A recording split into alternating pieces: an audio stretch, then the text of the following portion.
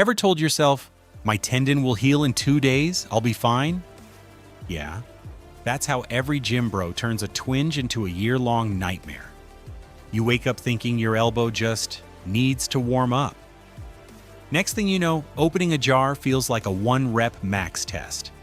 Let's fix that, because healing your tendons isn't about luck or mindset. It's about knowing how they actually work. Tendon pain doesn't hit all at once. It sneaks up on you. Elbow clicks, shoulder stiffness, heel soreness. It's your body whispering, hey, something's off. Most people ignore it. You don't have to.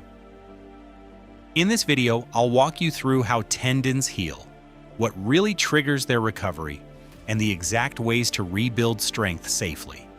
And don't worry, needing time to heal doesn't mean you're weak, it means you're human. Let's start with some myth busting. Myth 1. If I just train through it, it'll toughen up. No, you're not forging steel, you're tearing fabric. Push too soon, and you're just fraying the fibers faster. Myth 2. Rest completely until the pain's gone. Also wrong. Total rest kills blood flow and slows down collagen repair. The truth sits between these extremes. Controlled movement, right tension, right timing. That's how real tendon healing actually happens. And that's exactly what you're about to learn here. Step 1. Know what you're dealing with. Tendons are the cables that connect your muscles to your bones. When your biceps contract, your tendons pull. That's what moves the skeleton. They're made mostly of collagen fibers. Packed tight, running parallel like organized cables. That structure is what keeps them strong. But once those fibers get damaged, they lose alignment.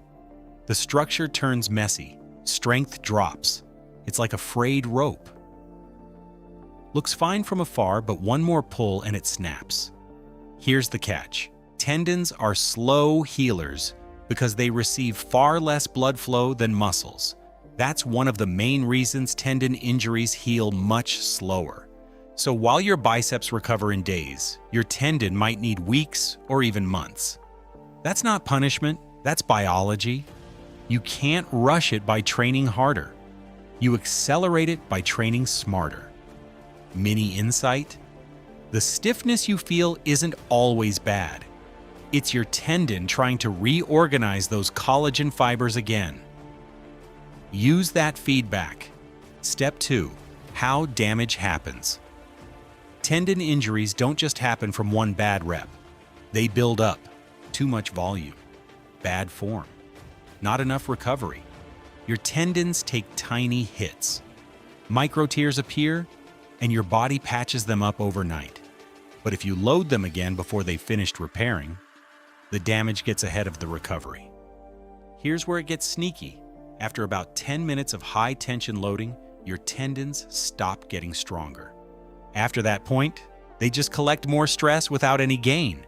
So if you're hanging from a bar for 20 minutes thinking you're getting indestructible, you're actually past the benefit zone. One sharp truth: your body has a strength budget.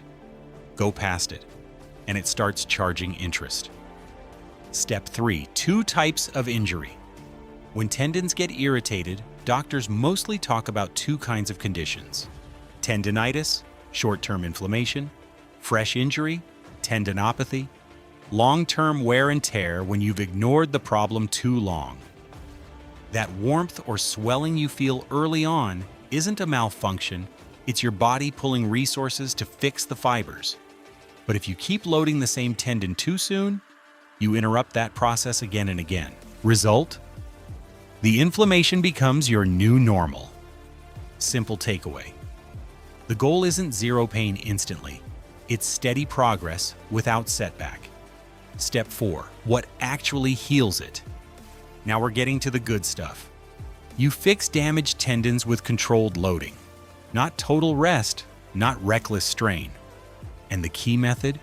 Eccentric and isometric exercises. Eccentric means you load the muscle while it lengthens, like slowly lowering a dumbbell in a bicep curl. That movement helps collagen fibers realign in the right direction, restoring tendon strength. But for seriously weak or painful tendons, start simpler. Isometric holds. That's when you tense the muscle without moving, like holding a split squat halfway down. Why this works? During an isometric hold, the muscle contracts while the tendon slowly relaxes. That's called stress relaxation. It stimulates the damaged area gently but effectively, sending a signal to start reorganizing collagen. Think of it as teaching your tendon how to heal. One steady squeeze at a time. Not flashy, but science says it works. Step 5. The 3 laws: time, tension, and volume. Here's where most people mess up. They either hold too short, go too light, or train too often. To rebuild tendons, you need all 3 variables dialed in. 1. Time. That's how long the hold lasts. You need about 30 seconds to trigger the right response. Shorter doesn't cut it. During that time, the tendon gradually adjusts tension, prepping the fibers for real remodeling. 2. Tension. If the hold feels easy, it's useless. Research shows you need around 70% of your max effort to make a difference. In practice, that feels tough but controlled. You can breathe, but you're working. 3. Volume. How many sets and how often? Most effective protocols use 3 to 6 sets per movement, held for 30 seconds each. Do that 2 to 3 times per week, leaving at least a day in between. Now don't overthink numbers. If your pain returns to normal within a day, you're in the right zone. If it lingers or spikes, back off slightly. Simple rule: controlled challenge, not torture. Quick side note: a little pain, around 4 out of 10, is okay during rehab. 0 pain means you're probably underloading, but lasting soreness, that's your red flag. Step 6. How it looks in practice. Let's make this real. Say you're dealing with knee pain from squats. You could start with isometric split squats. Hold the mid position for 30 seconds. Rest, repeat 3 to 5 times. If it's your Achilles, do isometric calf holds on a step. Heels slightly lifted, tension high. Same format: long holds, moderate load, 48 hours rest before the next session. Shoulder or elbow pain from pull-ups?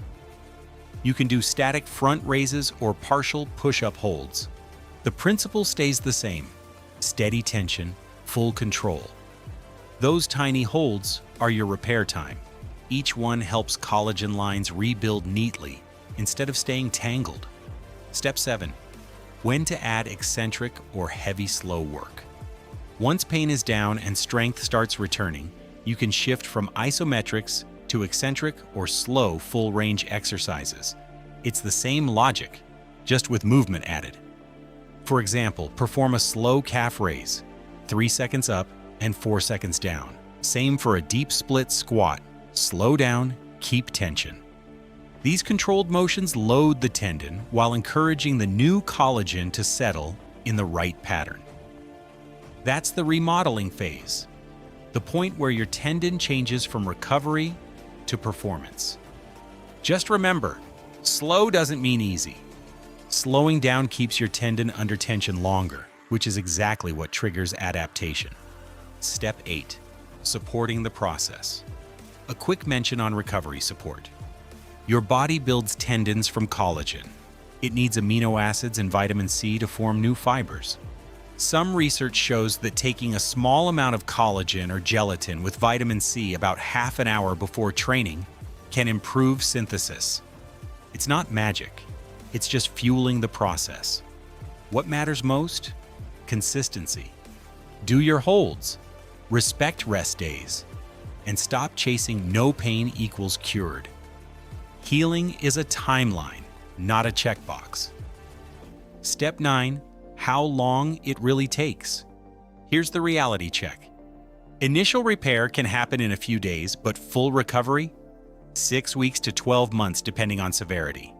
From week 6, Start progressive strength with eccentric and isometric work. By weeks 12 to 24, move to sport-specific and plyometric training. Months 6 to 9, back to competition. And by 9 to 12 months, you're back at full performance. That's how collagen cycles work. Slow, structured rebuilding over time. And yes, it can take faster for some athletes, especially when training is precise. But no shortcut beats patience.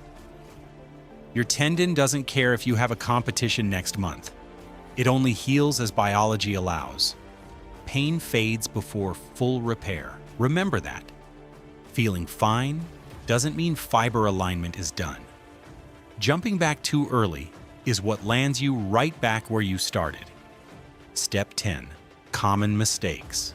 3 big ones destroy tendon rehab. Skipping progressions, using bad form, and training through pain that hasn't reset. Progressions exist to toughen tendons gradually. Each level builds capacity for the next. Ignore that, and you're teaching your tendon to fail faster. Here's the mental reframe. Tendon rehab isn't about being tough. It's about being strategic. Smart lifters last longer. Now ask yourself, what's one movement you've been avoiding because of pain? That's where your rebuild starts. Step 11. Tools that help. Visual guides with progressions can really speed up learning. Seeing what correct form looks like prevents you from skipping steps that cause re-injury. When you know how each phase connects, your training stops guessing and starts targeting. That's what keeps you training for years instead of rehabbing on your couch with ice packs. Let's recap the big thing. Your tendons aren't fragile. They're just slow learners. They adapt with load, not punishment. The principle is simple. Tension, time, patience. Start small today. Pick one isometric hold for the tendon that's bugging you. 30 seconds, controlled. That's your first step toward rebuilding real strength. Remember, recovery isn't a setback. It's progress hiding in slow motion. Respect the process, do the work, and your tendons will return the favor. Thank you for watching.